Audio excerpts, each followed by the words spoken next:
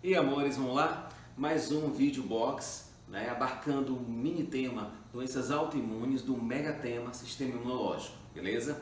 Algumas doenças são consideradas autoimunes porque a sua origem está associada ao reconhecimento de partes do corpo pelo sistema imunológico como se fosse uma parte estranha, sacou, tio? É como se nossa imunidade reconhecesse parte de nós mesmos como algo estranho e a atacasse. Por isso que é autoimune. Obviamente que é uma incidência bem baixa, são doenças raras pra caramba, comparado ao universo de saúde que nós temos, mas tem que chamar atenção, porque são doenças muito severas, como lúpus eritomatoso, né, diabetes mellitus tipo 1, né, alguns tipos de artrite, né, esclerose lateral amiotrófica tem uma ligação também autoimune, né, esclerose múltipla tem uma ligação também autoimune. Então vale a pena a gente tentar identificar qual é o mecanismo associado a esse processo autoimune. Vamos lá? Lembrando que o nosso corpo produz nossa própria coleção de proteínas, nossa própria coleção de componentes biológicos. Então nós temos os nossos determinantes antigênicos, mas que são nossos e para nós, né, são antígenos próprios, né, são autogênicos e não antigênicos, são antígenos próprios. Mas só para lhe mostrar como ele funciona, por exemplo, o meu sangue, as minhas hemácias em mim duram até 90, 100 dias. Se eu transfundir minhas hemácias para outra pessoa com o meu mesmo tipo sanguíneo, nessa pessoa, minhas hemácias durarão 3, 4 dias. Sacou a ideia? Eu e essa pessoa temos o mesmo tipo sanguíneo, ABO, RH, MN, tudo bem? Mas mesmo assim, o meu sangue nela se comportará como antígeno, provando que os meus componentes biológicos são antígenos no organismo, em outro organismo, mas em mim são antígenos próprios, né? São autogênicos, tudo bem? O lance é como é que o organismo aprende a evitar reconhecer partes de si mesmo como estranhas e atacar. Aí que entra dois sistemas muito curiosos. Assim que os linfócitos B e T são produzidos pela medula óssea, eles passam por um processo de reconhecimento de antígenos. Tudo bem, tio? Então ele precisa fazer o reconhecimento de antígenos estranhos ao nosso organismo. Caso ele faça o reconhecimento, ele se associe a antígenos próprios, ele ativa o processo de deleção clonal. O nosso próprio organismo faz um processo de deleção clonal e elimina esses linfócitos B e elimina lá no timo os linfócitos T. Então, o processo chamado de deleção clonal, deixa eu botar aqui, ó, deleção clonal, elimina qualquer tipo de linfócito B que reaja com um antígeno próprio, do próprio corpo, ou do timo linfócito T, que também reaja com antígeno próprio do próprio corpo. Sacou? Você tem ideia? Mais ou menos 90% dos linfócitos B são eliminados por esse mecanismo. Só sobram 10% para atuar no nosso sistema imunológico humoral e celular. Sacou? Então é uma seleção muito, mas muito rigorosa para evitar ao máximo que qualquer linfócito B e ou T venha identificar antígenos próprios do nosso corpo. Tranquilo? Outro sistema muito curioso, que é muito interessante também, acontece com a proteína chamada CD28, que eu ressaltei na aula retrasada, né? Volte lá para a imunidade adquirida, eu ressaltei essa proteína. Olha como é que funciona. Vimos na aula retrasada que quando, digamos, um antígeno, né? Um exemplo, um vírus entra no nosso organismo, ele pode ser fagocitado pelo macrófago, né, tio? Lembra? O macrófago, ele vai fagocitar esse vírus. Após a fagocitose, ele vai fazer digestão intracelular e em seguida ele vai pegar esse antígeno, né, esse determinante antigênico, essa parte do vírus, e vai fazer a apresentação para o linfócito CD4, beleza? Vai fazer a apresentação, ok? Essa apresentação é feita por uma proteína do macrófago chamada CD28. Ou seja, o macrófago precisa ter essa proteína, a CD28, para apresentar o antígeno proveniente do vírus ao CD4.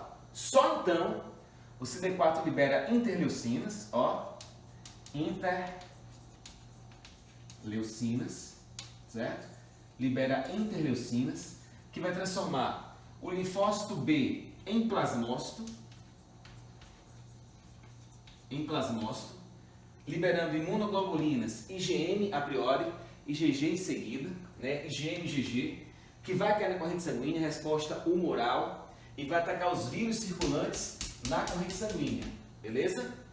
A mesma interleucina vai ativar o CD8, a virar uma célula killer cheia de perforina, então vou botar aqui, ó, perforina, cheia de perforina, que vai ao encontro de células que têm esse vírus dentro delas e vai perfurar essas células, fazer a lise celular. Tá ouvindo, tio? Olha que pergunta massa, professor. O que impede que o CD4 reconheça antígenos próprios do corpo, produza interleucinas contra esses antígenos próprios, né? E faça a convocação de linfócito B para virar plasmócitos, produzindo anticorpos anti partes do próprio corpo, e capitaneando o CD8 a virar uma célula killer perforina que vai destruir células do próprio corpo. Porque se o CD4, por um acaso, um absurdo, reconhecer um antígeno próprio como estranho, ele não vai liberar interleucina porque não teve o contato com o CD28, sacou, tio? Ou seja, não teve a apresentação. Então, se o CD4, por um acaso, encontrar um antígeno no próprio corpo, ele vai esperar a interação com o CD28. E por que não vai ter interação? Porque aqui não é um antígeno estranho, sacou? É do próprio corpo. Então, mesmo que o CD4 seja estimulado por antígeno próprio, ele não vai liberar interleucina, porque não foi co-estimulado pelo CD28. Sacou que massa é isso? É um tipo de inibição. Então, nós conseguimos, eliminando o linfócito B e T, que reage a antígenos próprios, apoptose inicial, né, deleção clonal, e conseguimos eliminar qualquer reação do CD4 em contato com antígenos próprios do nosso próprio corpo, porque ele não vai liberar interleucina, porque ele não teve apresentação a partir da CD28.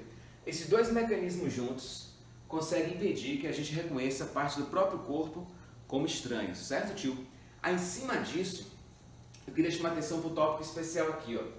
Eu vou chamar de complexo de histocompatibilidade, certo, tio?